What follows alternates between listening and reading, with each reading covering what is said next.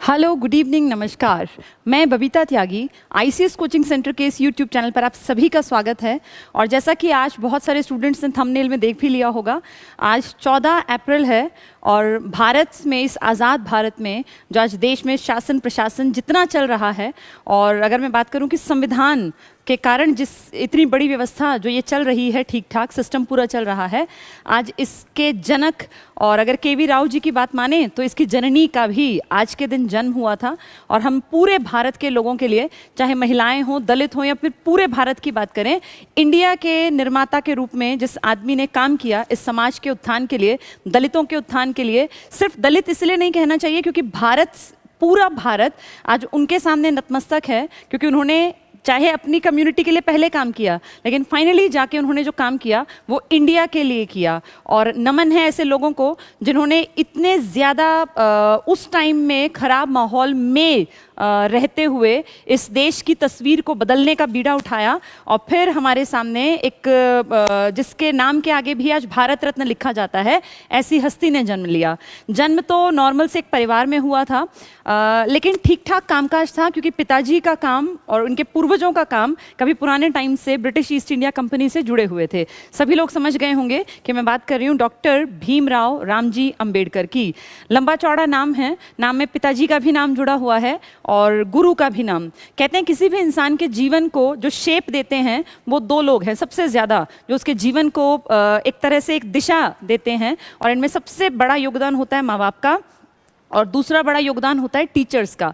भीमराव, भीमा, इनकी मदर का नाम था भीमा, तो वहाँ से नाम पड़ा भीमराव, और रामजी इनके पिताजी का नाम था, और अंबेडकर इनके एक ब्राह्मण टीचर थे जिन्होंने ये देखा कि ये बच्चा सूरज की तरह कभी प्रकाशमान होगा और इसके जीवन में कभी अस्पृश्यता की वो बेड़ियाँ इसको जकड़ ना लें, तो उन्होंने एक तरह से इसके लाइफ को आगे प्रॉब्लम्स से बच सके उस सरनेम को बदल दिया, जिनसे कि इनकी पहचान उस टाइम में बड़े नेगेटिव तरीके से की जाती थी, और अपना खुद का सरनेम दिया अंबेडकर जी। तो ऐसे शिक्षकों को, ऐसे पेरेंट्स को भी नमन है जिन लोगों ने ऐसे बच्चे के उज्जवल भविष्य को देखते हुए स्टार्टिंग से कैसे परिवेश का निर्माण किया जहां जाके ये जाग पाए और अपने जैसे हजारों लाखों करोड़ों और आज के भारत के लोगों के हितों के लिए काम करने में ये सक्षम बन पाए। तो आज इनके बारे में पढ़ेंगे। और आज ये पढ़ाई कोई ऐसी नहीं है कि सिर्फ कॉम्पिटिटिव एग्जाम के लिए, ये ऐसी क्लासेस लेने का मेरा मकसद होता है कि कम से कम पढ़े लिखे लोगों में एक जागृति आए कि अंबेडकर जी ने क्या किया था, या भगत सिंह ने क्या किया, या चंद्रशेखर आज़ाद ने क्या किया,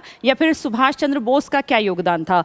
काम तो सभी लोगों ने बहुत सारे किए, चाहे गांधी थे, नेहरू थे, या कितने ही बड़े लीडर्स की हम बात कर लें, लेकिन कुछ चीज़ें हैं जो दबी और छिपी रह जाती हैं, जिनको उतना उभारा नहीं जाता जितनी कि उनको मिलनी चाहिए, एक एक्सपोजर मिलना चाहिए।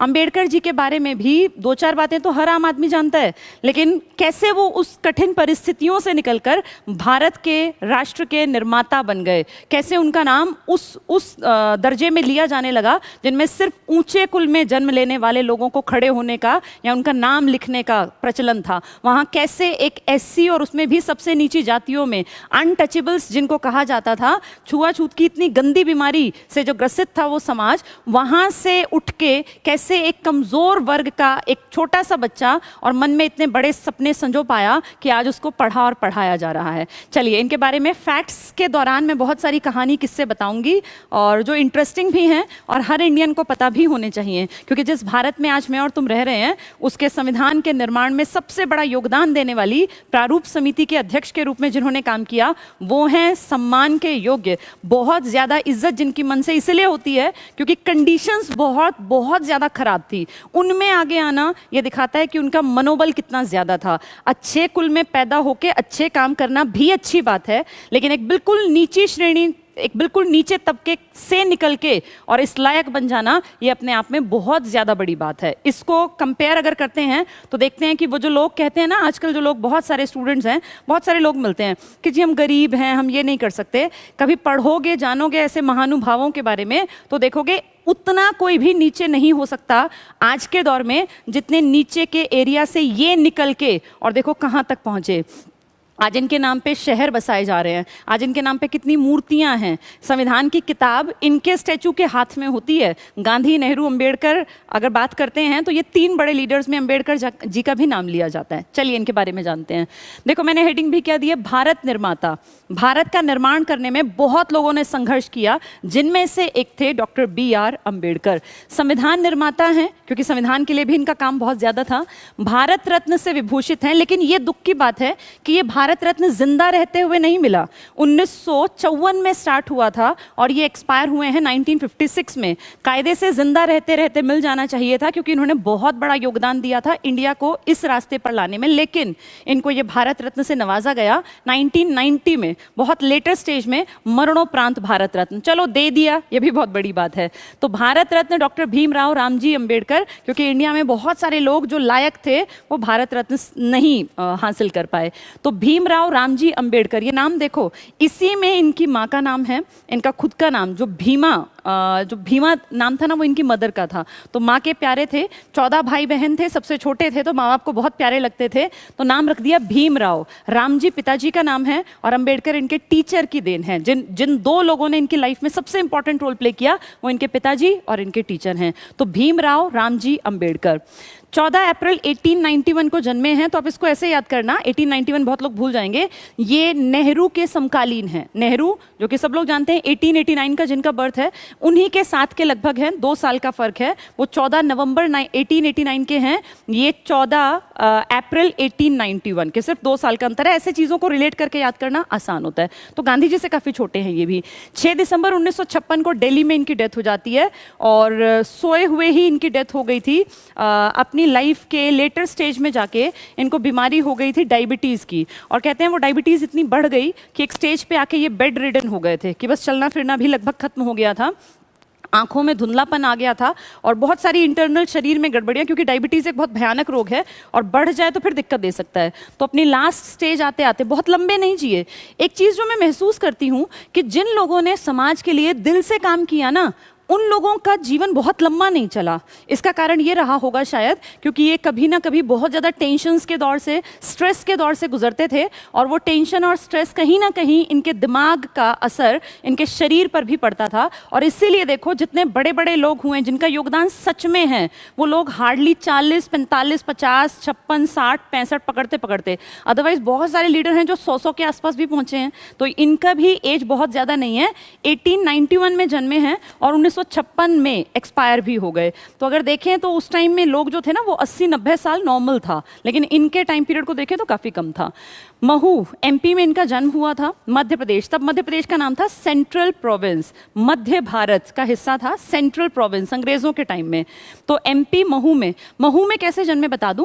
इनके जो पूर्वज थे ना, इनके दादा परदादा, उनके पुराने टाइम में, तो देखो ये अमीर नहीं थे, ये इस बातों को ध्यान से समझना इन चीज़ों को। ये अमीर नहीं थे, इनके पास कोई ज़मीन जायदाद नहीं थी, तो पेट भरने के लिए कभी पुरानी इनकी पुश्तों ने ब्रिटिश ईस्ट इंडिया कंपनी में सेना में जो है ज्वाइन कर लिया, कुछ छोटे मोटे पद पर। फिर उनकी अगली पीढ़ी भी सेना में, फिर पीढ़ी सेना में। तो ब्रिटिश ईस्ट इंडिया कंपनी 57 तक रही थी, उसके बाद ब्रिटिशर्स का राज आया था, महारानी ब्रिटेन का।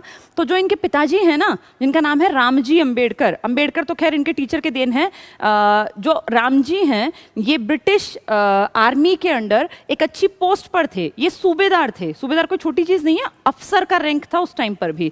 तो इनके जो पिताजी थे वो सेंट्रल प्रोविंस MP महू में, जो कैंट का एरिया था ना, अभी भी कैंटोनमेंट एरिया आप जानते होंगे, हर तरफ दिख जाते हैं, तो उस कैंट के एरिया में ये जन्मे थे। तब इनके पिताजी कहाँ थे? महू कहाँ पड़ेगा? MP में। पत्नी थी इनकी रामाबाई। इनकी 2 शादियां हुई हैं, एक रामाबाई से जो कि बहुत अर्ली स्टेज में इनके पिताजी ने ही करवाई थी 1906 में। रामाबाई भी बहुत यंग एज में एक्सपायर हो गई, जब शादी हुई तो महज 9 साल की थी और 1935 में वो एक्सपायर भी हो गई। तो इनकी पहली पत्नी है रामाबाई, और जब बाद में ये थोड़ा फेमस हो गए और ये अपना जो इन्होंने अचीवमेंट हासिल की, उसके बाद लाइफ के लेटर स्टेज में 1948 में इन्होंने शादी की थी एक ब्राह्मण महिला से जो डॉक्टर थी, जिनका नाम था शारदा। इनसे शादी करने के बाद उनका नाम पड़ गया सविता अंबेडकर। तो 1948 वाली जो शादी है ना, ये ब्राह्मण महिला है? डॉक्टर सविता अंबेडकर। और जो पेरेंट्स ने शादी कराई थी उस टाइम तो बहुत यंग एज में शादी होती थी, तो ये लगभग 15-1 साल के थे जब इनकी शादी हुई, तो वो हुई थी रामाबाई से। तो इनकी 2 शादियां हैं, रामाबाई और सविता अंबेडकर। सविता अंबेडकर काफी पढ़ी लिखी महिला थी।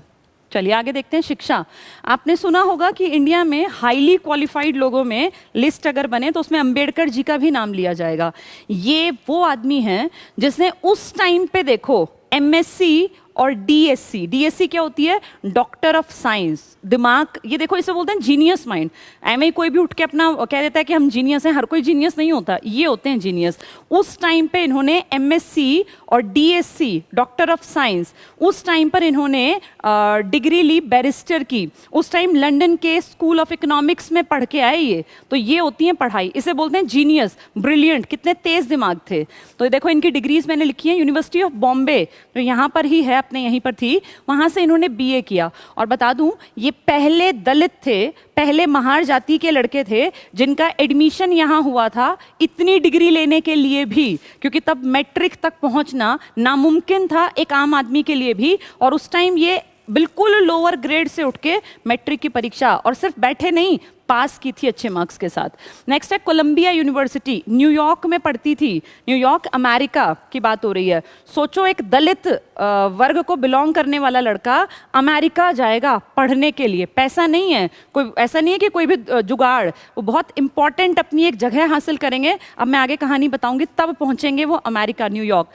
कोलंबिया यूनिवर्सिटी से एमए और पीएचडी करेंगे। बहुत बेहतरीन दिमाग रहा होगा, क्योंकि एक तरफ साइंस पढ़ी है, एक तरफ आर्ट्स के सब्जेक्ट पढ़े हैं, इकोनॉमिक्स पढ़ा है, पॉलिटिकल साइंस पढ़ा है, सोशियोलॉजी पढ़ा है, फिलॉसफी पढ़ा है। मतलब ये क्रिएटिव दिमाग होता है ना, वो इतनी जगह पे हाथ पैर मार सकते हैं। तो ये बहुत क्रिएटिव दिमाग के रहे होंगे, ऐसा मेरा अंदाजा है, क्योंकि इतनी सारी फील्ड्स में काम करना एक आम आदमी के बस की बात नहीं होती।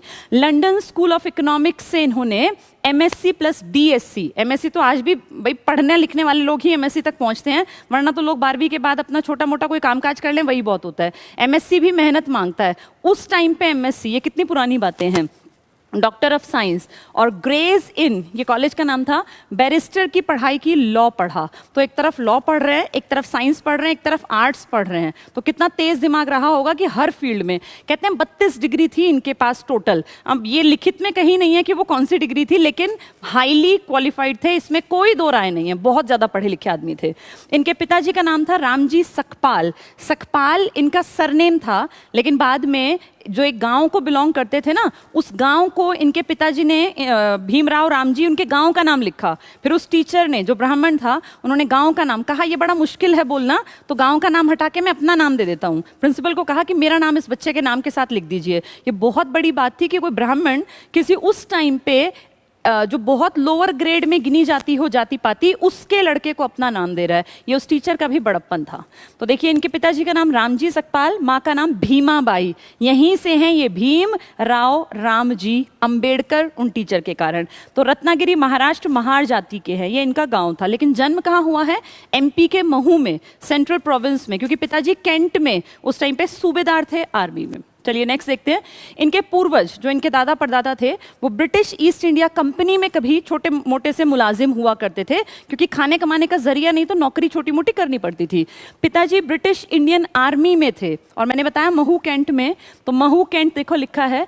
इसके बाद रिटायर हो गए पिताजी 1894। अब देखो इसको रिलेट करो, इनका जन्म हुआ 1891 में और पिताजी रिटायर हो गए 1894 में। कारण ये अपने 14 भाई बहनों में सबसे छोटे थे, और पिताजी की रिटायरमेंट महज 3 साल के थे तब रिटायर हो गए। तो जो अच्छी लाइफ थी ना, क्योंकि सूबेदार का रैंक तो ठीक ठाक था, जो अच्छा जीवन जी सकते थे वो 3 ही साल जी पाए। उसके बाद तो पिताजी रिटायर हो गए, तो सिर्फ पेंशन पे घर चला, और पेंशन इतनी बड़ी नहीं होती होगी कि उसमें अच्छा जीवन जी सकें। फिर भी इनके पिताजी देखो कितना समझदार, कितना तेज दिमाग इनके पिताजी भी रहे होंगे।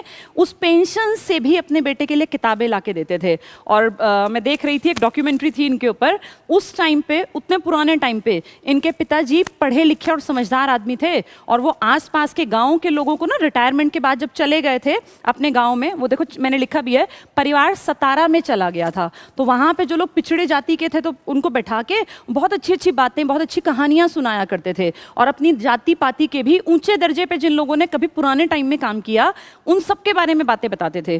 तो क्योंकि वैदिक काल में भी तो ये जाति पाति थी ना, उस टाइम की बात है, और बहुत ऊंचे दर्जे की सोच थी उनकी। तो उस पेंशन के पैसे से, जिससे घर चलाना भी मुश्किल था, अंबेडकर जी के पिताजी उनके लिए टैगोर की किताबें लाए थे उस टाइम पर।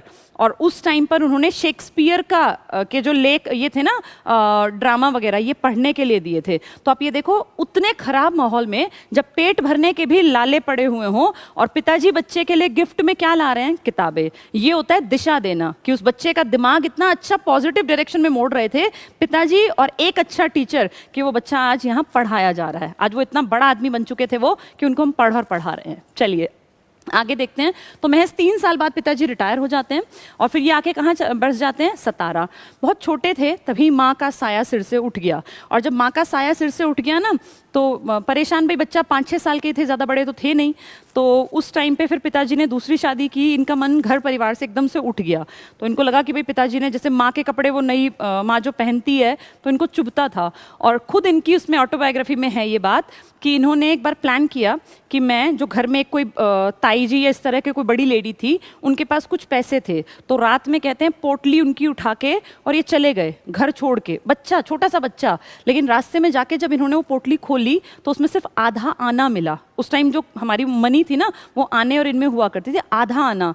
तो वो छोटा सा बच्चा उस आधे आने को देख के सोचता है कि मैं तो सोचता था कि मेरा घर बहुत अमीर है, क्योंकि पिताजी शुरू में तो सूबेदार थे ना, लेकिन ये आधा आना देख के उसको लगता है कि मैं कितने गलत रास्ते पे था और मुझे तो इस घर में सहारा बनना चाहिए, और मैं कहाँ गलत रास्ता पकड़ गया कि मैं घर छोड़ के भाग रहा था पैसे चुरा के। वापस आ गए, बोले मैं नहीं जाऊँगा, मुंबई जाने का प्लान था। फिर वापस आए और कहा पढ़ाई में मन लगाऊंगा, और वो एक छोटी सी घटना ने इनका जीवन की दिशा पूरी बदल दी, और फिर ये जम के पढ़ने लग गए। जब स्कूल में गए तो इल ट्रीटमेंट मिला।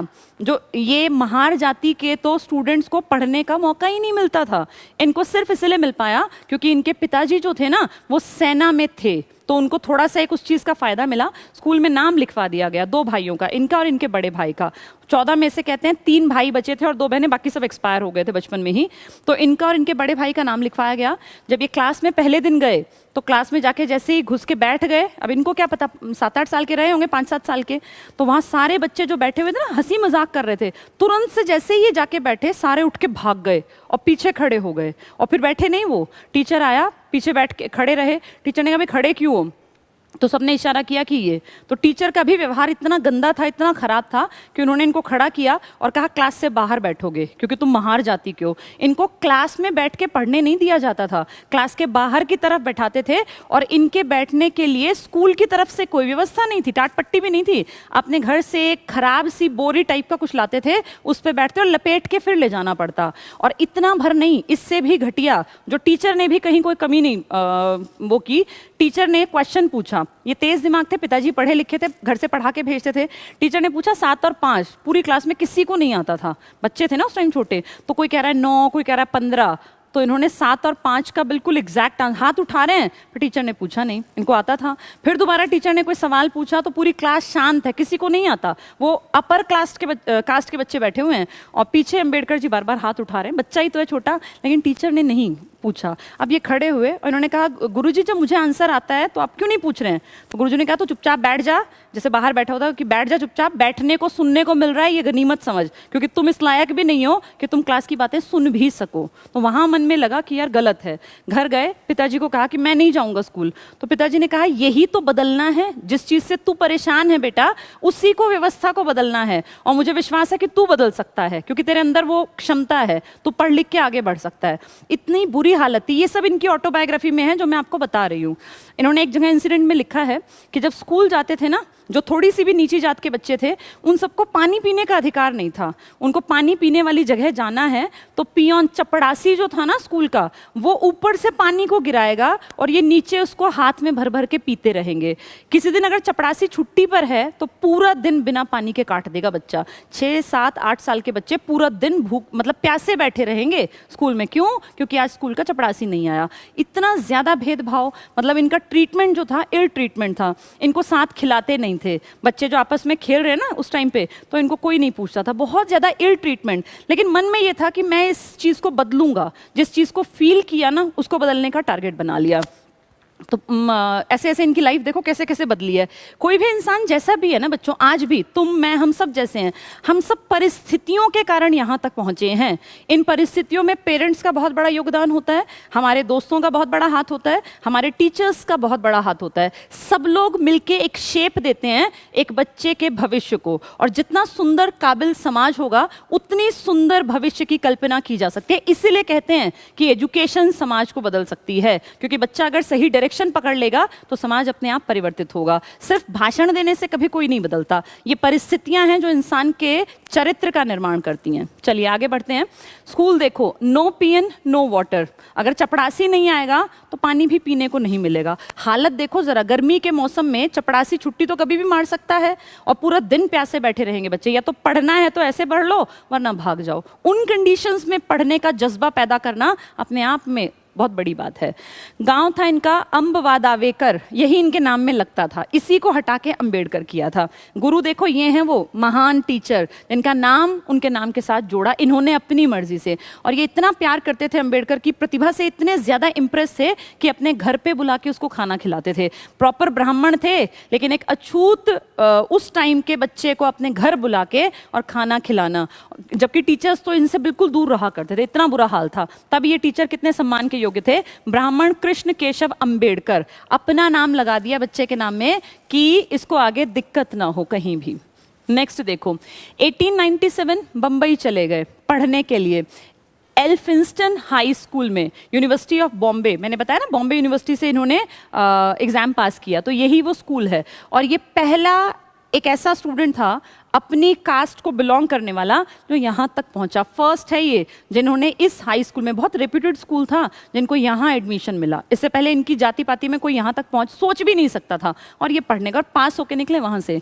दादा केलुस्कर, बहुत अच्छा है ये, बहुत बढ़िया कैरेक्टर थे। इनके बारे में थोड़ा सा बता दूँ, दादा केलुस्कर के बारे में ना अलग अलग कहानियाँ हैं। अब ऑथेंटिक कौन सी है मुझे नहीं पता, मैं तुम्हें बता देती हूँ जो मुझे सही लगी पढ़ के। कहते हैं एक दिन ये बैठे हुए थे अम्बेडकर जी, और ये जो कॉलेज का स्कूल का जो पार्क टाइप था ना, वहाँ पेड़ के नीचे बैठ के पढ़ रहे थे किताबें।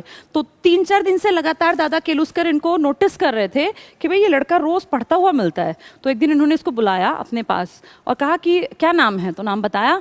वो समझ गए कि भाई ये एससी होंगे, जैसे बातचीत से उनको लगा कि भाई ये कोई इस तरह का लड़का है जो बहुत लायक है, लेकिन वो बैठ नहीं रहे थे। एक्चुअली इन्होंने कहा बैठ जाओ, तो इन्होंने मना किया, क्योंकि दादा केलुस्कर जो है वो बहुत बड़े समाज सेवी थे, लेखक थे, उनको सब जानते थे। तो फिर इन्होंने कहा कि बेटा मैं सबको बराबर मानता हूँ, तुम बैठो मेरे पास। बैठाया, फिर कहा कि पूछा भाई कैसे कैसे तुम यहाँ पहुँचे, पूरा सब कुछ जान के। फिर इन्होंने कहा कि तुम यहाँ क्यों पढ़ते हो, यहाँ तो लोग आते हैं जाते हैं, तुम डिस्टर्ब होते होगे, लाइब्रेरी में चले जाओ, यूनिवर्सिटी की लाइब्रेरी में, कॉलेज की में। तो कहा कि वहाँ कोई घुसने ही नहीं देता, इतने लायक लड़के को जो अपनी जाति का पहला लड़का है उसको घुसने नहीं देते। और तो और हद देखो, ये कहा कि मैं संस्कृत पढ़ना चाहता था लेकिन एडमिशन नहीं दिया, बोले संस्कृत तुम्हारे लिए नहीं है, वो सिर्फ ब्राह्मण पढ़ेंगे। और इसीलिए इनको पर्शियन भाषा पढ़नी पड़ी। तो ना चाहते हुए, कोई इंटरेस्ट नहीं था पर्शियन में, लेकिन कहते हैं कि हर चीज़ अच्छे के लिए होती है, पर्शियन का ज्ञान भी इनके बहुत काम आया। 9 भाषाएं इनकी पकड़ थी मजबूत, 9 भाषाओं पर। तो संस्कृत नहीं पढ़ने दिया, लाइब्रेरी में एंट्री नहीं दी। ये हाल तब है जब ये लड़का ब्रिलियंट है, जीनियस है, तब इतनी बुरी हालत थी। ये दादा केलुस्कर ही हैं जिन्होंने उस पार्क में बैठकर इनको बुद्ध की जीवनी पकड़ाई कि तुम बहुत लायक हो और मुझे ऐसा लगता है कि तुम जीवन में कामयाब बनोगे, ये किताब पढ़ना। बोले ये मेरी खुद की, उन्होंने खुद लिखी थी महात्मा बुद्ध के ऊपर, अपनी खुद की रचित किताब इनके हाथ में। तो बहुत खुश हुए अम्बेडकर। तो इनका भी बहुत बड़ा योगदान है दादा केलुस्कर का, बुद्ध की जीवनी। और बुद्ध से ही एक बात और रिलेट कर लो, महात्मा बुद्ध को इन्होंने पढ़ा, लाइफ लॉन्ग अपने कम्युनिटी विशेष के लिए काम किया, फिर भारत के लिए भी काम किया। अपनी लाइफ के लास्ट फेज में 1956 में जब ये एक्सपायर हुए हैं, उसी साल में इन्होंने अपना धर्म बदल लिया। हिंदू धर्म में थे ना, इन्होंने बुद्ध धर्म को ग्रहण कर लिया। और इनके साथ साथ 5 लाख ऐसे ही दलित लोगों ने भी धर्म परिवर्तन करके बौद्ध धर्म को अपना लिया। उसके चक्कर में ये श्रीलंका भी गए थे, नेपाल भी यात्राओं पर गए थे। तो अगर पूछें कि उनकी जो डेथ हुई है उसमें जो क्रियाकर्म जो हिंदू धर्म में करते हैं वैसे नहीं किया गया, बल्कि जैसे बौद्ध धर्म में क्रियाकर्म किया जाता है उस विधि का पालन किया गया, क्योंकि लास्ट स्टेज में जाके इन्होंने बौद्ध धर्म को अपना लिया था 56 में, जब इनकी डेथ हुई है दिल्ली में। ठीक है, तो 1906 में इनकी शादी हुई थी, 1913 में इनके पिता का देहांत हो गया। ये 1913 वही साल है जब हमारे देश में पहली बार वर्ल्ड का सबसे बड़ा प्राइज लेकर आए थे। देश में बहुत बड़ा नाम जिनका है, टैगोर, रविंद्रनाथ टैगोर। 1913 में ही ये यूएस गए। अच्छा, जब गरीब थे तो यूएस कैसे चले गए? यूएस जाने का कारण क्या था? इन्होंने, दादा केलुस्कर मैंने बताया ना समाज सेवी भी है, तो इन्होंने देखा लड़के में लायकियत है पर पैसा नहीं है, कंडीशंस अच्छी नहीं है, तो दादा केलुस्कर इनको लेके गए। और क्योंकि वो समाज सेवी हैं तो उनको सब जानते हैं, और वो लेके जाते हैं बड़ौदा के गायकवाड़ के पास। उस टाइम में जैसे हमारे देश में देसी रियासतें थी, आप सब जानते हैं, ये मैंने पीछे क्लासेस में पढ़ाया हुआ है। तो देसी रियासतों में राजा हुआ करते थे, तो गायकवाड़ जो थे ना, बड़ौदा के जो राजा थे उस टाइम के, उन्होंने अपनी तरफ से एक स्कॉलरशिप का प्लान चला रखा था, जिसमें वो अपने यहाँ से अमेरिका में भेजते थे बच्चों को और उनका खर्चा खुद उठाते थे। 4 साल तक खर्चा उठाते थे। उसके बाद वो बच्चा जो है इनके लिए काम करता था। भाई बच्चा क्या बड़ा हो जाता होगा यूनिवर्सिटी पढ़ के आया तो देखो 1913 में यूएस गए। पैसा कहाँ से आया? बड़ौदा के गायकवाड़, गायकवाड़ एक खानदान था, जैसे सिंधिया, होलकर, गायकवाड़, ये सब खानदान हैं। तो इसमें सयाजी राव थर्ड थे जिन्होंने इनको स्कॉलरशिप दी थी। और ये किसकी कारण दी थी? दादा केलुस्कर ने हेल्प की थी, जिन्होंने पार्क में देखा था। तो ये चीज़ें होती हैं कि नोटिस में आ गया कि भाई लड़का लायक है, तो देखो कहाँ तक पहुँचा दिया। स्कॉलरशिप मिली 25 रुपये 1 महीने की। देखो उस टाइम 25 रुपये इतनी बड़ी बात थी कि इससे अमेरिका का खर्चा निकल सकता था 1 महीने का। तो उन्होंने कहा हम हर महीने तुम्हें 25 रुपये भेजवा देंगे। तो 25 रुपये में काम चलाना उस टाइम पे पॉसिबल था। लेकिन जब ये अमेरिका गए ना, ये फर्स्ट वर्ल्ड वॉर के आसपास की घटनाएं हैं, उस टाइम फिर मुद्रा का अवमूल्यन हो गया और 25 रुपये में काम चलाने में इनको दिक्कत आने लग गई थी। खैर 4 साल जैसे तैसे करके पढ़ाई इन्होंने कर ली। नवल नाम का एक पारसी था, इससे मुलाकात हुई, ये इनका लाइफ लॉन्ग फ्रेंड रहा। और एक बात मुझे बड़ी अच्छी लगी नवल ने जो बोली थी, ये भी बहुत बड़े पढ़े लिखे आदमी थे, ये हिंदू नहीं थे, पारसी थे। इन्होंने कहा था हर किसी का जन्म बड़ा बनने के लिए नहीं होता, ध्यान से सुनना, हर किसी का जन्म बड़ा बनने के लिए नहीं होता, लेकिन हर व्यक्ति बड़े बनने वाले आदमी के जीवन में या उसके भविष्य में सीढ़ी के रूप में योगदान दे सकते हैं। हर कोई इंडिया में भगत सिंह नहीं बन सकता था, हर आदमी नेताजी सुभाष चंद्र बोस नहीं बन सकता था, लेकिन उनके लिए उनसे जुड़कर काम करने वालों का भी योगदान कम नहीं है। आईएनए सुभाष चंद्र बोस की ताकत थी। आईएनए के वो 60,000 आदमी जिनके नाम भी हम लोग नहीं जानते, वो ताकत थी सुभाष चंद्र बोस की। भगत सिंह की जो उन्होंने पार्टी बनाई थी HSRA, उसके जो वो लड़के थे ना कॉमरेड, वो ताकत थी भगत सिंह की। तो उन्होंने यही तो कहा, नवल ने क्या कहा कि हर आदमी का जन्म बड़ा बनने के लिए नहीं हुआ, लेकिन हर आदमी बड़े बनने वाले आदमी के जीवन में या उसके भविष्य में योगदान दे के अपना कर्म बड़ा कर सकता है। तो बहुत बड़ी बात थी और नवल ने भी वही काम किया, इसलिए आज इनको भी पढ़ाया जा रहा है। तो नवल नामक पारसी से मुलाकात हुई, लाइफ लॉन्ग इनके फ्रेंड रहे। 2 बड़े नाम बताया मैंने, दादा केलुस्कर और नवल। नवल पारसी हैं, दादा एक बहुत बड़े राइटर हैं। दादा ने ही इनकी मुलाकात करवाई है स्कॉलरशिप देने वाले राजा के साथ। नेक्स्ट है 1917। अब देखो 13 में गए थे, 4 साल के पैसे मिले थे। 13, 14, 15, 13 के बाद 14, 15, 16, 17, 17 में वो पैसे स्कॉलरशिप खत्म होगी। तो 1917 जून में वापस आना पड़ा, क्योंकि 13 के मिड में गए थे। तो 14, 15, 16, 17 मिड हो गया, वापस आ गए। वापस आना पड़ा, आना नहीं चाह रहे थे। इनकी इच्छा थी कि मैं लंदन से भी पढ़ाई करूं। अमेरिका से तो डिग्री हो गई, मुझे लंदन से भी पढ़ना है। तब उस टाइम पे ना लंदन का क्रेज था, वहाँ पढ़ाई बहुत अच्छी थी। तो वापस आना पड़ा, स्कॉलरशिप समाप्त हो गई, गायकवाड़ की स्कॉलरशिप खत्म हो गई।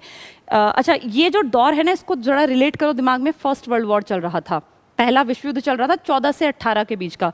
तो उस टाइम पे ना समुद्री जहाज़ों में लड़ाइयाँ हुआ करती थी और जर्मनी की एक पनडुब्बी ने शिप डुबो दिया। ये अफवाह फैली यहाँ कि वो शिप डूब गया जिसमें अंबेडकर वापस आ रहे थे अमेरिका से, लेकिन ऐसा नहीं हुआ। अंबेडकर की बुकिंग में उस शिप में कुछ गड़बड़ हो गई थी और इन्होंने अपनी किताबें उस शिप से पहुंचवा दी थी। यानी जो शिप डूबा ना, उसमें अंबेडकर नहीं थे, उसमें उनकी किताबें थी। लेकिन ये दुख की बात है कि किताबें डूब गई सारी। बहुत मेहनत से इन्होंने थीसिस तैयार किए थे, वो डूब गए सारे। बहुत अच्छी अच्छी किताबें, इनका सारा जो लिखा पढ़ा था वो खत्म हो गया। फिर भी दिमाग खत्म थोड़ी होता है, वो आगे जाके फिर काम आ गया। तो 1917 के बाद ये वापस आए, स्कॉलरशिप समाप्त हुई, शिप डूब गई जिसमें इनकी किताबें आ रही थी, ये सेफ हैंड रह गए। जर्मन पनडुब्बी ने डुबो दी, क्योंकि फर्स्ट वर्ल्ड वॉर चल रहा था, तो आपस में इनकी लड़ाइयाँ थी, अमेरिका की वो डुबोएंगे, उनकी अमेरिका। 1918 प्रोफेसर बन गए, वापस आ गए। अच्छा, जब वापस आए ना तो गायकवाड़ के पैसे पे गए थे ना, तो इन्होंने गायकवाड़ को पहले ही प्रॉमिस किया था कि मैं वापस आके आपके यहाँ काम करूँगा। तो काम करने लग गए, काम करने लग गए। तो भाई इतना पढ़ा लिखा लड़का है, बेशक किसी भी कास्ट का हो, लेकिन पढ़ाई लिखाई तेज दिमाग तो अपनी जगह पा ही लेगा ना। इनको वहाँ सेना का सचिव बना दिया। सेना का सचिव समझते हो? Defence secretary. आज के टाइम में डिफेंस सेक्रेटरी बनने के लिए IAS का रैंक होना चाहिए, और IAS में जो बहुत नामी गिरामी टाइप के होते हैं, जो नजरों में आते हैं उनको बनाया जाता है सेक्रेटरी, सचिव के पद पर। ये पढ़ाई लिखाई करके इतने बड़ा नाम कमा के आए हैं, क्योंकि अमेरिका कोई छोटी चीज़ नहीं है कि जाके पढ़ाया कोई भी, बहुत तेज दिमाग चाहिए था। तो जैसे ही वापस आए इनको गायकवाड़ की सेना में सचिव का पद मिल गया, सेना सचिव, सैन्य सचिव, तो ये लगा लो डिफेंस सेक्रेटरी बन गए। पद बहुत बड़ा था, लेकिन जो इल ट्रीटमेंट इन्होंने देखा ना, तो इनको खुद महसूस हुआ कि क्या फ़ायदा मेरी इन डिग्रियों का, क्या फ़ायदा इन किताबों का, क्योंकि लोग तो आज भी वैसा ही मुझे मानते हैं जैसा 20 साल पहले मानते थे। क्योंकि जब ये गए वहाँ पर तो लोगों ने, जनता का जो रवैया था ना वो इतना ख़राब था। ये और इनके बड़े भाई गए थे भाई अपनी नौकरी पकड़ने, नौकरी तो थी कंफर्म कि ये नौकरी है, चले गए वहाँ। इनको कहीं पे ना रहने के लिए घर नहीं मिला, किराए का घर नहीं मिला, क्योंकि सब जात पात पूछते, बताते भाई मैं प्रमुख हूँ, जात पात पूछते कहते यहाँ जगह नहीं है, किराए के लिए घर नहीं मिला। इतनी बुरी हालत, कितनी कितनी रातें इन्होंने खुले में ऐसे ही कहीं कहीं लेट के गुजारी, तो कैसी हालत थी सोचो ज़रा।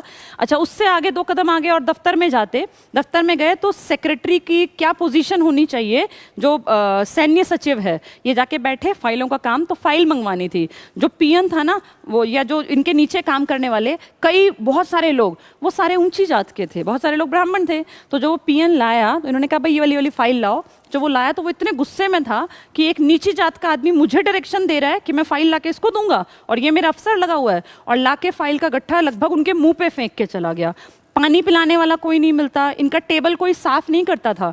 मतलब इतनी ज़्यादा बेइज्जत अपने आप में फील हुआ कि कहने को मैं इतना हाईली एजुकेटेड हूँ, मैं इतनी बड़े रैंक पर हूँ, पर लोगों के नज़रिए को मैं बदल नहीं पाया, और ये चीज़ें इनको दिन रात फील होने लगी। इसीलिए गायकवाड़ के यहाँ नौकरी लंबी नहीं चली, इन्होंने छोड़ दी वो नौकरी। चलिए आगे देखते हैं 1918।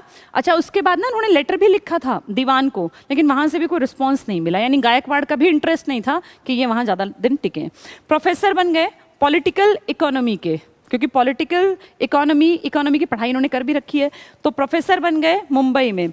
लेकिन प्रोफेसर जब बन के क्लास में गए ना, तो स्टूडेंट्स, क्योंकि उस टाइम में सवर्ण ज़्यादा पढ़ते थे, ब्राह्मण्स वगैरह, तो उन लड़कों ने सीधे एंटी कहे, प्रिंसिपल के पास पहुंच गए कि हम किसी नीची जाति के आदमी से नहीं पढ़ेंगे, सब एंटी हो गए। तो प्रिंसिपल ने कहा भाई 2-4 दिन क्लासेस लगा के देख लो, हाईली क्वालिफाइड हैं, विदेश से पढ़ के आए हैं। तो जिस तरह कह सुन के स्टूडेंट्स को मना लिया, 2-3 दिन की क्लासेस के बाद सारे स्टूडेंट्स इनके फैन थे, और सबको लगा कि ये सच में स्किलफुल आदमी है, और बेशक किसी भी जाति के हों, लेकिन ये गुरु बनने के लायक हैं। ये होती है लायकियत। कहीं भी आपका जन्म हुआ है कोई फर्क नहीं पड़ता, अगर आपके अंदर स्किल्स हैं तो आपकी इज्जत अपने आप होने लग जाएगी। ये एग्जाम्पल है। स्टूडेंट्स फेवर में आ गए, लेकिन पढ़े लिखे सो कॉल्ड प्रोफेसर्स एंटी थे, क्योंकि उनको इंप्रेस करना आसान नहीं था। वो पुराने टाइम की बुद्धि उनके अंदर थी, पूर्वाग्रह वाली, बायसनेस वाली, कि ये है तो ऐसी ही या नीची जात का ही, चाहे प्रोफेसर बन गया। और कहते हैं जब स्टाफ रूम में सब बैठे होते और ये पानी पी लेते थे ना उसी जग से, जैसे उस टाइम जग और ग्लासेस से, तो सब प्रोफेसर्स का रवैया बहुत नेगेटिव हुआ करता था। सोचो जब पढ़े लिखे प्रोफेसर्स का रवैया ऐसा था, तो एक अनपढ़ आदमी का रवैया कैसा रहा होगा इनके प्रति, कि जिस जग से ये पानी पी लेंगे प्रोफेसर्स उसको भी हेय दृष्टि से देखेंगे। स्टूडेंट्स को तो अपने फेवर में कर लिया, पर प्रोफेसर्स का क्या करें। नेक्स्ट देखो 1920 में कोल्हापुर, अच्छा वो तो खत्म हो गई थी ना सारी स्कॉलरशिप। कोल्हापुर के एक हेड थे, रियासत थी छोटी सी कोल्हापुर, वहाँ के हेड थे शाहू उनका नाम था। इन्होंने हेल्प की इनकी, और क्यों, क्योंकि ये ना इंटरेस्टेड थे कि कैसे जो ये उस टाइम में अछूत जिनको कहा जाता था, दलित, कैसे इनको ऊपर उभारे। अच्छे आदमी थे, ऊंचे कुल के थे, रियासत के मालिक थे, लेकिन इंटरेस्ट था सोशल एक्टिविटीज़ में, एक तरह से समाज सेवी। तो इन्होंने कहा मैं पैसा लगाऊंगा और तुम कुछ लिखो, कुछ अच्छा काम करो। तो उन्होंने, अंबेडकर जी ने साप्ताहिक पत्र निकाला कि कम से कम पढ़े लिखे लोग तो जाने कि मेरी विचारधारा क्या है। नाम देखना क्या दिया, मूक नायक। मूक कौन होता है, जो बोलता ना हो।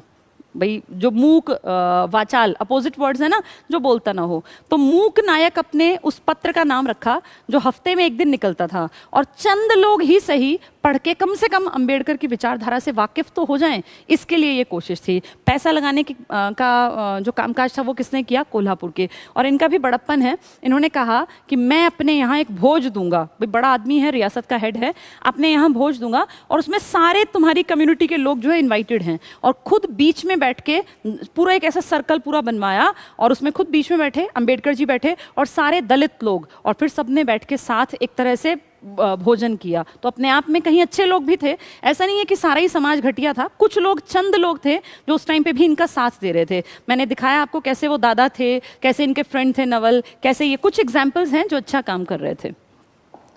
नेक्स्ट देखिए, पहला संगठित। अच्छा, अब इतना तो समझ जाओ कि अब ये पढ़े लिखे हैं, खूब हाईली क्वालिफाइड हैं, लेकिन इनके साथ लोगों का व्यवहार, रवैया अभी भी गलत है, तो कहीं ना कहीं इनको काम तो करना पड़ेगा ना। 1920 में इन्होंने कोशिश करनी स्टार्ट कर दी, संगठित प्रयास की। संगठित का मतलब होता है ऑर्गेनाइज तरीके से, अब मैं अपनी कम्युनिटी के लिए काम करूंगा, क्योंकि मेरी कम्युनिटी के साथ बहुत गलत व्यवहार है, जब मेरे ही साथ ऐसा है तो औरों का क्या हाल होगा।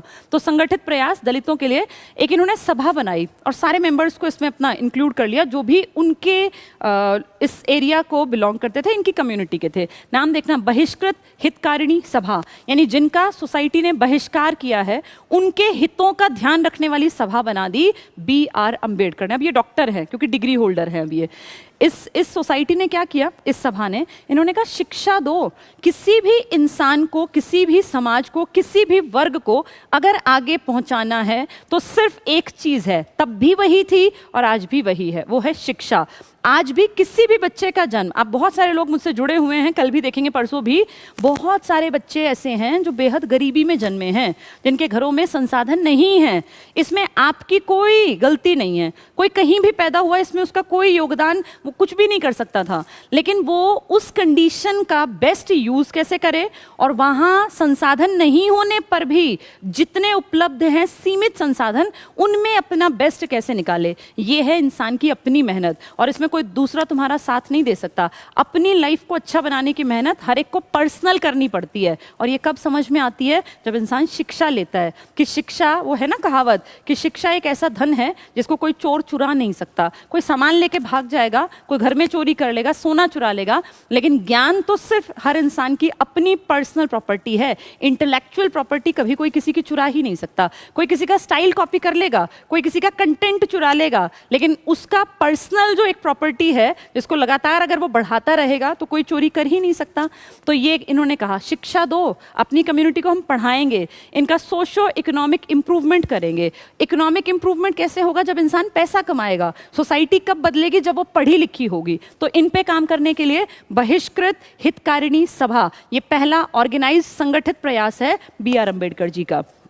इन्होंने ऑटोबायोग्राफी लिखी, अपनी आत्मकथा, किताबें बहुत लिखी, पढ़े लिखे इतने थे, ढेर किताबें लिखी हैं, पाकिस्तान के ऊपर भी लिखी है, रिडल्स ऑफ हिंदुइज्म, कई किताबें हैं इनकी फेमस। ऑटोबायोग्राफी है जिसमें अपने बारे में लिखा, कैसे मेरा बचपन था, जो जो कहानियां मैं सुना रही हूँ तुम्हें, ये सब उस ऑटोबायोग्राफी की ही देन है। तो वेटिंग फॉर अ वीजा, ये इनकी ऑटोबायोग्राफी का नाम है। जैसे गांधी जी ने लिखी है ना, माई एक्सपेरिमेंट्स विद ट्रुथ, सत्य के साथ मेरे प्रयोग, जो कि गुजराती में ओरिजिनल लिखी गई थी, फिर ट्रांसलेट हुई थी इंग्लिश में। ऐसे ही इनकी किताब का नाम है waiting for a visa, visa जो कि मुझे विदेश लेके जाएगा। उसमें फिर पूरे अपने बचपन के किस्से बताए, जो सारे मैंने बताए हैं या कोई भी टीचर पढ़ाता है वो उसी की देन है। गायकवाड़ कैसे ये पहुंचे, उनसे कैसे इनको स्कॉलरशिप मिली, फिर वहाँ के लोगों का बर्ताव कितना खराब था, सब कुछ बताया है। इसके बाद 1946 में एक बुक लिखी, हु वर द शूद्रास। जैसे ये ना बहुत पढ़े लिखे थे, इन्होंने सब कुछ पढ़ा, और फिर फाइनली इन्होंने कहा कि जो ये इंडियन समाज ने हमारी कम्युनिटी को शूद्र नाम दे दिया, ये एक्चुअल में शूद्र कौन है। और इन्होंने कहा, मैं जर्मन जो इतिहासकार है मैक्स मूलर, जिनकी थ्योरी है कि मध्य एशिया से होते हुए आर्य इंडिया में आए थे, मैं इसके ऊपर बिल्कुल इनके साथ जो है वो इस बात को नहीं मानता। और इन्होंने ये दलील दी, इन्होंने ये कहा कि मैंने जितनी चीज़ों को पढ़ा है, मैं इस बात में 100% श्योर हूँ कि शूद्र कोई ऐसी जाति पाति नहीं थी, बल्कि शूद्र एक तरह से क्षत्रिय थे। बाद में जाके इनको शूद्रों को अलग से हटा दिया गया, एक तरह से बाइकआउट कर दिया, अदरवाइज शूद्र जो हैं वो क्षत्रियों से ही कहीं ना कहीं अलग हुए थे। ठीक है, ये इनकी किताब में लिखा है। संविधान में इनका बहुत बड़ा योगदान है। संविधान में क्या योगदान है, ये संविधान जो आज इंडिया जिससे चल रहा है, इसके निर्माता कहलाते हैं। पूरा इंडिया कहता है कि father of Indian constitution is doctor B.R. Ambedkar, लेकिन KV राव जी कहते हैं सिर्फ पिता नहीं, जनक नहीं, ये माँ का दर्जा भी इन्हीं को दिया जाता है। एक आदमी की थ्योरी है कि ये माँ भी हैं और पिता भी हैं। तो संविधान के जनक और जननी ये किसने उपनाम दिया, KV राव जी ने। संविधान सभा के लिए चुनाव हुए थे। ये एक बड़ा इंटरेस्टिंग किस्सा है, अब लगे हाथ बता ही दूं। हमारे देश में संविधान सभा बनी, मैंने कैबिनेट मिशन बताया था, कैबिनेट मिशन आया था जिसमें 3 इंपॉर्टेंट आदमी थे। उसने हमें कहा था कि इंडिया के लिए संविधान सभा का गठन कर लो। उस टाइम में आबादी के अनुसार 389 लोग चुने गए थे। जिनमें अलग अलग कम्युनिटी के लोग थे। तो उस टाइम पर जब ये चुनाव चल रहे थे ना, तो बड़े बड़े लीडर्स जो थे ये चुने जाने थे। अंबेडकर जी ने चुनाव में चुने जाने के लिए बम्बई से अपना नाम दिया। और मैं आपको सच्चाई बताऊं, ये क्योंकि सोशल प्लेटफॉर्म है, मैं खुल के उतना नहीं बता पाऊंगी, लेकिन आपको हिंट दे देती हूँ। जब इन्होंने अपना नाम दिया ना कि भाई मुझे बम्बई की सीट से लड़ना है, संविधान सभा का मेंबर बनना है, तो ये मान लो कि सारे बड़े लीडर एंटी थे और उन्होंने पूरा दम लगा दिया कि कुछ भी हो जाए बी आर अम्बेडकर जीतने नहीं चाहिए। हर एक आदमी ने कोशिश की, अपना पूरा जुगाड़ लगा दिया कि किसी भी कंडीशन में अम्बेडकर बम्बई की सीट से ना जीत पाए। मतलब एक तरफ अकेले ये और एक तरफ सारे बड़े लीडर्स थे कि ये हारने चाहिए, और वही हुआ, ये हार गए। लेकिन ये हार मानने वालों में से नहीं थे, इनके लिए तो बचपन से जूझ रहे थे ऐसी दिक्कतों से, कोई बात नहीं, हार गए, कोई दिक्कत नहीं। ये फेज में हुए थे ना चुनाव, एक दिन में थोड़ी हुए। अगला जो इलेक्शन के लिए अपना नाम दिया वो बंगाल की सीट से दिया। बंगाल आज वाला नहीं, बांग्लादेश आज वाला। वहां पे मुस्लिम लीग का बाहुल्य था, मैंने आपको बताया था। सिंध में, पंजाब में, बंगाल में मुस्लिम लीग का वर्चस्व था। यानी मुस्लिम लीग के एरिया में जब ये सीट पे खड़े हुए तो ये जीत गए। कितनी अजीब बात है ना। तो बंबई की सीट से खड़े हुए तो इंडियंस, बहुत सारे बड़े बड़े लीडर्स एंटी थे। और ये सच में लिखा है किताबों में कि सबने पुरजोर कोशिश की कि कुछ हो जाए, अंबेडकर राजनीति में नहीं आने चाहिए, इस स्टेज पर संविधान सभा के मेंबर ना बने। लेकिन जिसको बनना था वो बन के रहा। तो बॉम्बे की सीट से लड़े पर हार गए, या कह दो कोशिश से हरा दिए गए। बंगाल की सीट से लड़े, जीत गए। और जीत में कारण क्या था? मुस्लिम लीग का साथ मिला था। उस इलाके में कांग्रेस बाहुल्य नहीं था, मुस्लिम लीग का साथ था। नेक्स्ट पे आते हैं, बी एन राव। नाम सुना होगा सभी लोगों ने, बेनेगल नरसिंह राव, बहुत बड़ा नाम है। ये वो महान आदमी हैं जिसने संविधान सभा के लिए बहुत काम किया, इंडिया के कॉन्स्टिट्यूशन का। इनफैक्ट ड्राफ्टिंग में मेन योगदान इसी आदमी का था। इन्होंने बहुत ज़्यादा काम किया, लेकिन कभी भी अपनी सेवाओं के लिए इंडिया से पैसा नहीं लिया। और ये सिर्फ इंडिया में नहीं, ICJ, international court of justice में भी पहुँचने वाले इंडियन हैं बी एन राव। इन्होंने आसपास की कई कंट्रीज़ के संविधान में भी हेल्पिंग हैंड के रूप में काम किया। तो बी एन राव ने कहा राजेंद्र प्रसाद को, अच्छा क्या हुआ जब ये जीत गए थे ना बंगाल से, बंगाल मतलब बांग्लादेश, आज का बांग्लादेश देश का, ये 46 की घटनाएं बता रही हूँ। 47 में देश में आज़ादी आई तो पाकिस्तान ने 2 हिस्से ले लिए, एक आज का पाकिस्तान और एक आज का बांग्लादेश, जो उसने बना लिया था पूर्वी पाकिस्तान। तो जिस सीट से अंबेडकर जीत के आए थे वो इंडिया से कट गई। अब अंबेडकर जी की सीट तो कट गई, लेकिन अंबेडकर जी तो इंडिया में ही रहेंगे। तो अंबेडकर जी पहले बंबई से लड़े, हारे, फिर ये लड़े बंगाल की सीट से, जीते, लेकिन वो एरिया कट गया जिससे ये जीते थे। तो फिर संविधान सभा में उथल पुथल मची कि अब क्या होगा क्या होगा, क्योंकि अब तक सबकी समझ में आ गया था कि अंबेडकर के बिना संविधान बन नहीं सकता। अंबेडकर जान है कम्युनिटीज़ की, और अंबेडकर देश के समाज के विकास के लिए काम करने वाले लोगों में से हैं, तो इनको मेंबर तो बनाना पड़ेगा। अब ये दबाव आया कि भाई मेंबर बनाओ कहीं ना कहीं से, चाहे कुछ हो, अंबेडकर के बिना संविधान लिखा नहीं जा सकता। तो बी एन राव जी ने डॉक्टर राजेंद्र प्रसाद, जो कि संविधान सभा के मुखिया थे, अध्यक्ष थे, बी एन राव जो थे ना, इन्होंने, ये है नहीं, मेंबर नहीं है ये, लेकिन ये काम कर रहे हैं, बहुत बड़ा काम कर रहे हैं। ये हेड के ऊपर दबाव बनाते हैं।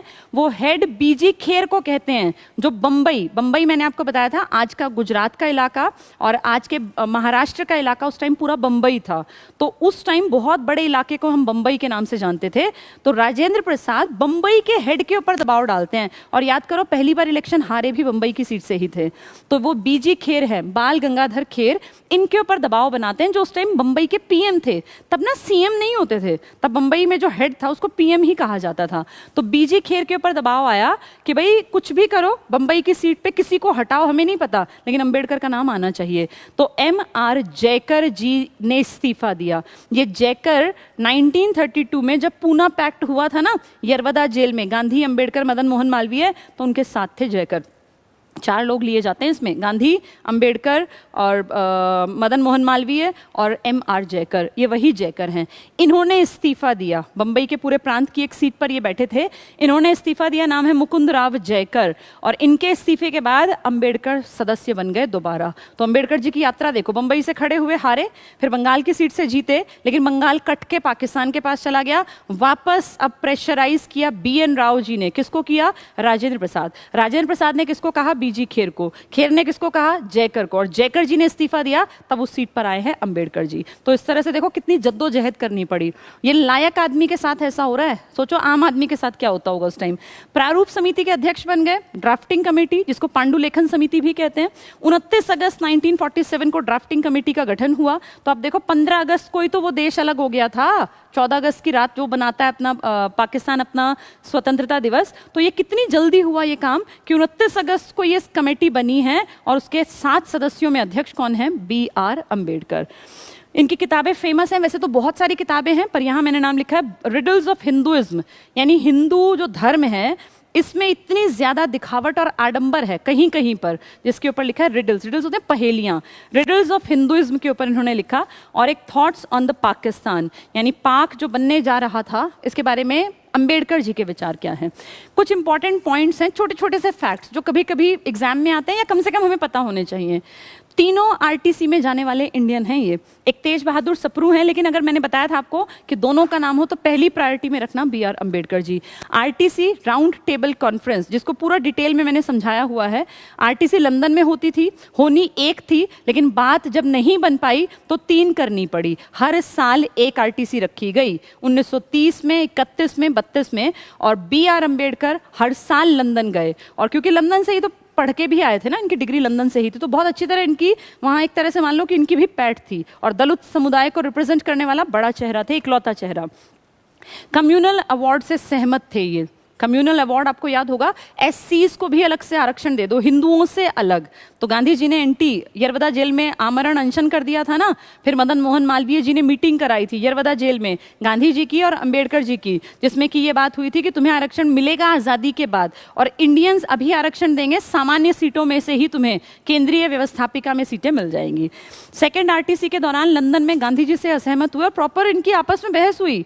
जब वो आरटीसी चल रही थी ना, तो एक तरफ गांधी जी, एक तरफ अंबेडकर, सारे लोग बैठे हुए थे, प्राइम मिनिस्टर इंग्लैंड भी, हमारे बहुत सारे लोग। तो वहां गांधी जी जब बातें कर रहे थे तो अंबेडकर जी ने बीच में अपने हक की बात रखी थी, और ये बहुत बड़ी बात मानी गई थी कि गांधी जो इंडिया के इकलौते रिप्रेजेंटेटिव मानते थे बहुत सारे लोग, उनकी बात को काटना और दलील के साथ काटना, तर्क दे के बात करना, ये B.R. अम्बेडकर जी ने किया था सेकेंड आरटीसी में। इसके बाद पूना पैक्ट हुआ 25 सितंबर 32 को, जिसमें कि डॉक्टर अंबेडकर और मदन मोहन मालवीय जी के हस्ताक्षर हैं। गांधी जी की सारी बातें हैं, लेकिन हस्ताक्षर गांधी जी के नहीं है। एग्जाम में हस्ताक्षर आए तो इन दोनों का नाम करना, किस किस के बीच हुआ तो गांधी जी और अंबेडकर जी का नाम लिखना। ठीक है, चलिए कुछ इंपॉर्टेंट पॉइंट्स में एक दो बातें और कर लेते हैं। साइमन कमीशन याद होगा, सारे गोरे अंग्रेज आए थे 7, और साइमन कमीशन आया था कि क्या 1919 के जो मॉन्टेग्यू चेम्सफोर्ड सुधार हैं उनके बारे में रिपोर्ट बनाने। सारे गोरे थे, हमने इसका विरोध किया, और इसी विरोध के चक्कर में लाहौर में लाला लाजपत राय जी की मृत्यु भी हुई थी, जिसका बदला लिया था भगत सिंह ने, सैंडर्स हत्याकांड, जिसके कारण फिर फांसी तक पहुंच गई थी बात। तो साइमन कमीशन के सहयोग के लिए बनाई गई कमेटी में शामिल थे। ये थोड़ा सा समझने का पॉइंट है बच्चों, यहाँ ये बात नहीं है कि कौन गलत और कौन सही, इस चीज को समझो कि साइमन कमीशन इंडिया में ब्रिटिशर्स भेज रहे हैं और वो एक रिपोर्ट बनाएगा इंडिया के बारे में, और उसका सहयोग करने के लिए एक कमेटी बनाई गई जिसके मेंबर कौन बनाए गए हैं, B.R. अम्बेडकर। जबकि याद करो कि साइमन कमीशन का विरोध कर रही थी कांग्रेस बड़े स्तर पे। जब वो मुंबई उतरे थे, गेटवे ऑफ इंडिया जिसका निर्माण हो गया था जब जॉर्ज पंचम आया था और क्वीन मैरी 1911 में, वहां जब उतरे ना ये, तो पूरे इंडिया में एक लहर चली, go back Simon, go back Simon. ये सारी क्लासेस मैंने आपको पहले पढ़ा रखी हैं। उसका विरोध पूरा इंडिया लगभग कर रहा था, लेकिन उसका सहयोग करने के लिए एक कमेटी बनाई गई जिसमें मेंबर कौन बने थे, B.R. अम्बेडकर जी। ठीक है, क्विट इंडिया मूवमेंट, भारत छोड़ो आंदोलन, 8 अगस्त, करो या मरो, ग्वालियर टैंक, मुंबई, अगस्त क्रांति मैदान, गांधी जी का नारा, ऑपरेशन 0R, सारे बड़े लीडर, कोई जेल में गिरफ्तारी के बाद और कोई आगा खां पैलेस में, गांधी जी, सरोजनी नायडू, एक दो और बड़े लीडर। तो क्विट इंडिया मूवमेंट भारत छोड़ो आंदोलन से असहमत थे। अंबेडकर जी ने कहा था कि मैं इस आंदोलन में कांग्रेस के साथ नहीं हूं, यानी दलित महासभा QIM से साइड में थी। First law and justice minister हैं भारत में, पहले कानून और न्याय मंत्री बने ये, तो बहुत बड़ी बात थी, इतना बड़ा डिपार्टमेंट इनको दिया गया। इनकी लायकियत को देखते हुए, बैरिस्ट्री की पढ़ाई करके आए थे ना, तो लॉ एंड जस्टिस को बहुत अच्छी तरीके से समझते थे। लोकसभा के चुनावों में हार हुई, आज़ादी के बाद की बात कर रही हूँ, पहले भी हारे थे जब बम्बई में इलेक्शन हुए, या कह लो हरवाने की कोशिश की गई और कोशिश कामयाब हुई, लेकिन अब इलेक्शन हुए हैं आज़ादी के बाद, लोकसभा के चुनावों में ये हारे, फिर भी मेंबर बने, एमपी बने राज्यसभा से। तो राज्यसभा से एमपी बने थे, लोकसभा के चुनाव में हार, आरएस मतलब राज्यसभा से एमपी बने थे। कुछ भी किया, बहुत अच्छे काम किए इस देश के लिए, अपनी कम्युनिटी के लिए स्टार्टिंग में टारगेट बनाया, लेकिन फिर जब देखा कि देश को ज़रूरत है तो पूरे इंडिया को टारगेट बनाया कि इंडिया का विकास करना है। औरतों के लिए बहुत ज़्यादा काम किया, इक्वालिटी पे तो इतने ज़्यादा काम किया कि मरने मिटने को भी तैयार थे, समानता देश में आनी चाहिए। एक आधे अगर मैं एग्जाम्पल दूँ तो जब ये नए नए लीडर के रूप में उभर रहे थे ना, तो इनके इलाके में एक तालाब हुआ करता था, जिसमें नगर पालिका ने उस टाइम घोषणा कर दी कि ये तालाब सार्वजनिक है और सब इसमें से पानी पी सकते हैं। तो उस टाइम पर जो महार जाति के लोग थे, इनको वहाँ पानी पीने की मनाही थी, लिखित में आ गया, अखबार में आ गया, लेकिन लोग डरते थे। तो ये उस कैंपेन को लीड करके गए और कहते हैं कि कई 100 लोगों को लेके, जैसे वो जो पूरा तालाब था ना, उसके चारों तरफ ये लोग फैल गए, तालाब के चारों तरफ जनता जनता जनता खड़ी हो गई। और सबसे पहले जैसे सीढ़ियां टाइप थी, अंबेडकर जी उस तालाब के किनारे पे गए और उन्होंने पानी पिया, और जैसे इन्होंने पानी पिया तो सारे लोग आके यहाँ पानी पीने लग गए। ये पहली बड़ी कोशिश थी इक्वालिटी के लिए इनके पार्ट पर, जो संगठित थी। अंबेडकर जी की खुशी में सब लोग झूम रहे हैं कि भाई हम भी इक्वल हो गए, लेकिन जब ये लोग वापस गए तो अगले दिन एक बड़े ग्रुप ने, जो सवर्णों का था, बहुत ज़्यादा पिटाई की, बहुत सारे लोगों की, हाथ पैर तक तोड़ दिए गए। फिर अंबेडकर जी को लगा कि अब मुझे लड़ना पड़ेगा, फिर इनका गुस्सा एकदम से उफान पर आया और फिर इन्होंने इंडिया में इक्वालिटी के लिए बहुत सारे काम किए। एक आधा और एग्जाम्पल मुझे याद आ रहा है, एक मंदिर में, सवर्णों का मंदिर था, तो उसमें एंट्री नहीं थी, तो वहाँ ये हज़ारों अपने लोगों को लेके पहुँचे और इन्होंने बहुत अच्छे ढंग से वहाँ पर बिना ज़्यादा लड़े झगड़े और उनकी एंट्री की कोशिश की। लेकिन जब फाइनल स्टेज पे बात आई तो सवर्णों ने आगे बढ़ के गेट बंद कर दिया था। तो इस तरह की बहुत सारी घटनाएं हैं जिनके कारण इन लोगों के मन में आया, अंबेडकर जी के मन में, कि मुझे इस देश के लिए कुछ करना है। संविधान, महिलाएं, देश, बच्चे, हर किसी के लिए काम किया। इनकी जो कम्युनिटी थी ना, उसमें महिलाओं को साड़ी पहनने का एक अलग तरीका डिसाइड कर रखा था सवर्णों ने, कि वो उस तरह की ही साड़ियाँ पहनेंगी। तो इन्होंने अपनी यहाँ पे महिलाओं को कहा कि तुम्हारा जैसा मन करे वैसे तुम कपड़े, इन्होंने कहा जैसा तुम्हारा मन करे वैसे तुम पहनो कपड़े और तुम बिल्कुल फ्री हो। तो ये महिलाओं के मन में भी ये डाला कि तुम भी लायक बन सकती हो और तुम भी आगे बढ़ सकती हो, अपने अधिकारों की मांग कर सकती हो। ठीक है, चलिए, ये लगभग सारी चीज़ें मैंने आपको समझा दी। अब इतना सुनने के बाद जो मुझे लगता है स्टूडेंट्स के मन में विचारधाराएं बन गई होंगी। कुछ लोग सोच रहे होंगे कि गांधी जी गलत थे, कुछ लोग सोच रहे होंगे अंबेडकर जी का कुछ चीज़ें सहमत नहीं होने की है। मैं एक दो एग्जाम्पल दे देती हूँ। जैसे कुछ लोगों को लग रहा होगा कि गांधी जी ने दलितों के लिए कुछ नहीं किया, जैसा कि अंबेडकर जी ने कहा भी था। इस चीज़ में ना बच्चों, इसको ऐसे समझो कि किसी भी एक आदमी की विचारधारा पे अपना स्टैंड ना तुम्हें बनाना चाहिए ना मुझे। ये दो बड़े लीडर हैं, दोनों देश के विकास के लिए काम कर रहे हैं। गांधी जी पूरे देश को एक मान के काम करना चाहते हैं, लेकिन अंबेडकर जी का कहना है कि अगर आप इतना ही एक मानते हो तो 1909 में जब मार्ले मिंटो सुधार हुए और मुसलमानों को पृथक निर्वाचन दिया गया तो आप क्यों नहीं बोले, तब आप क्यों शांत बैठे रहे? 1919 में जब सिखों को निर्वाचन में अलग से योगदान मिला, उनको एक जगह मिली, तब आप क्यों नहीं बोले? आपको सिर्फ दिक्कत दलितों से है क्या, कि जब दलितों को पृथक निर्वाचन मिल रहा है तो आप बोल रहे हैं? महात्मा गांधी ने कहा ऐसा बिल्कुल नहीं है, मैं दलितों को अपना हिंदू ही मानता हूँ। और जो गांधी जी ने नाम दिया था ना हरिजन, जो कि अब बैन कर दिया है सुप्रीम कोर्ट ने 2020 से कि ये वर्ड अब यूज़ नहीं करना है, इसके भी खिलाफ थे अंबेडकर। अंबेडकर जी ने ये भी कहा था कि ये तो जानबूझ के हमें नीचा दिखाने के लिए कह रहे हो कि हम नॉर्मल नहीं हैं, हमें ये नाम नहीं चाहिए। जो कि किसने दिया था? गांधी जी ने। और गांधी जी ने कहा था कि मैं ऐसा बिल्कुल नहीं है, मैं तुम सबको अपने बराबर मानता हूँ और मैं एक यात्रा भी करूँगा। और गांधी जी ने एक, कहते हैं 20,000 किलोमीटर लंबी, बहुत मतलब किश्तों में यात्रा भी की थी, जिसमें SCs के लिए काफ़ी उन्होंने कोशिश की थी जोड़ने की। गांधी जी और अंबेडकर जी की विचारधारा अलग थी, जैसा कि हमेशा दो लीडर्स की होती है, चाहे वो सुभाष चंद्र बोस थे, चाहे वो भगत सिंह थे, चाहे अंबेडकर थे। ये विचारधाराओं की लड़ाई थी, गलत कोई भी नहीं था। अंबेडकर ने अपनी जाति के लिए स्टार्टिंग में बहुत काम किया और ये शुक्र मनाना चाहिए कि ऐसे दलितों के मसीहा इस धरती पर जन्मे, क्योंकि अगर ये नहीं होते ना तो ये कड़वी सच्चाई है कि शायद अभी तक दिमाग में लगी वो मैल की परत नहीं हट पाती। अगर इन्होंने अपनी कम्युनिटी के लिए काम ना किया होता तो शायद आज भी सवर्ण इस बात को नहीं समझ पाते कि इंसान का जन्म एक इंसान के रूप में होता है। ये जात पात तो बाद में आके हम लोग डिवाइड कर देते हैं। अंबेडकर जी बहुत हद तक ठीक थे, लेकिन कहीं कहीं इनका स्टैंड जो था ना, वो उस टाइम पे इनकी समझ क्या थी उसके ऊपर इन्होंने स्टैंड लिया। जैसे एक छोटी सी बात कर लेते हैं, मैंने भी डिस्कस भी किया, साइमन कमीशन। हर इंडियन साइमन कमीशन को लेके नेगेटिव सोच रखता है। हम सब जानते हैं भाई साइमन कमीशन ठीक नहीं था, क्योंकि साइमन कमीशन 100% इंडियंस के लिए जो रिपोर्ट बनाने वाला था वो नेगेटिव बनाने वाला था। 1919 के सुधारों के ऊपर आने वाली थी, तभी तो फिर चैलेंज दिया था कि अगर इतने ही लायक हो, गो बैक साइमन के नारे लगाते हो, तो अपने देश का संविधान लिख के दिखाओ जिससे सब सहमत हो, क्योंकि वो जानते थे कि इंडिया ऐसा संविधान बना ही नहीं सकता जिससे सब सहमत हो। उस साइमन कमीशन का हर आदमी विरोध कर रहा था, लेकिन उसके पक्ष में बनाई जाने वाली कमेटी के मेंबर कौन थे? अंबेडकर। कितनी अजीब बात है ना, ये अंबेडकर इसके तो साथ थे, लेकिन जिस संविधान को चैलेंज किया था इस कमीशन के बाद अंग्रेजों ने, उसी संविधान का निर्माण करने में सबसे बड़ा योगदान किसने दिया? अंबेडकर ने। यानी टाइम के साथ चीजों में निर्णय लेने की क्षमता इन सभी लीडर्स में शायद बहुत कूट कूट के भरी हुई थी, और कहीं जब जरूरत पड़ी तो ये जहां देखा कि चीजें ठीक नहीं है तो वहां उस हिसाब से ढलना भी इन लोगों को आता था। इसमें गलत और सही की बात नहीं है, ये आपकी अपनी समझ है, जैसा आपको ठीक लगे। मैंने आपको दोनों पक्ष बता दिए। अंबेडकर जी एक तरफ साइमन कमीशन के पक्षधर थे, क्विट इंडिया मूवमेंट में इंडियंस के साथ नहीं थे। दलितों को उन्होंने कहा कि हमें साथ नहीं होना चाहिए क्योंकि ये कांग्रेस की एक गलत तरीके की लड़ाई है जिससे वो सहमत नहीं थे।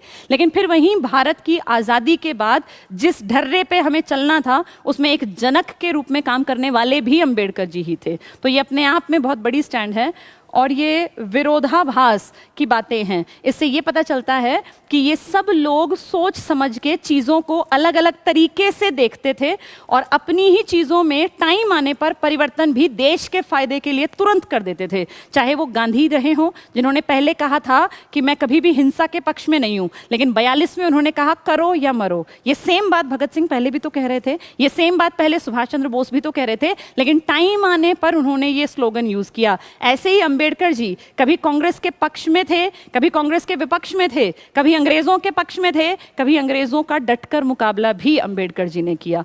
तो आज की क्लास जो थी ये सिर्फ एक ये मान लीजिए कोई एग्जाम के पॉइंट ऑफ व्यू से मैंने नहीं ये तैयार किया था सब कुछ, ये एक समझ आप लोगों की डेवलप हो कि ये देश कैसे बना, किन लोगों ने योगदान दिया। और अंबेडकर जी को याद करने का जो मुझे लगता है सबसे बड़ा कारण होना चाहिए वो ये कि कैसे खराब परिस्थितियों में भी उभर कर कोई आदमी इतना ऊंचा मुकाम हासिल कर सकता है कि वो देश के इतिहास में स्वर्णिम अक्षरों में अपना नाम अंकित कर जाए।